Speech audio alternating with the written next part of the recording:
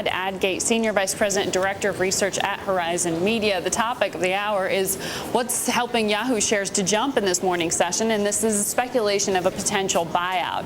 Yahoo says they haven't received an offer, but they've hired Goldman Sachs, so they're clearly on the defensive, or at least looking at some strategic options here.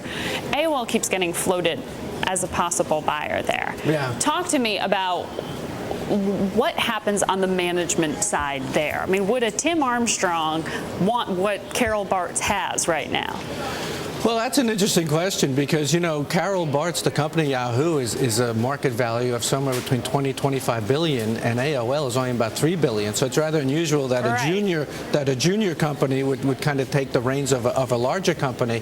So, you know, I think particularly when they've said they want to make smaller acquisitions right now. Yeah, exactly. Yeah, they've done a lot of like niche buys and bloggers and things like that. You know, focusing on content and you know, again, you know, but Yahoo's a pretty big player. They have 170 million visitors each month. Again, they're both great brand names. I question of who would take that over. I mean, Carol Bartz has had some management defections the last few months. You know, the stock prices is down, and you know, she's had this whole vision of the direction Yahoo wants to go. But if they don't go in that direction, you know, what's next?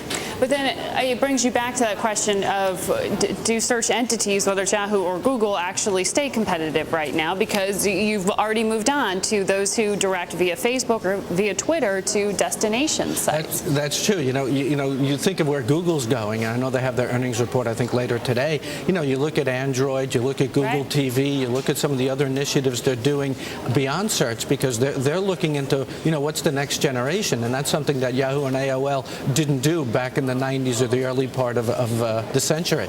So what is the crown jewel within Yahoo as a media entity?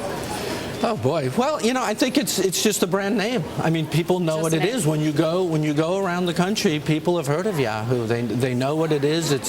There's a cachet there that they have. And you know, while people may not resonate as much as Google or Twitter, there's a powerful brand behind Yahoo, as there is for AOL. So I think that's probably the biggest asset they have.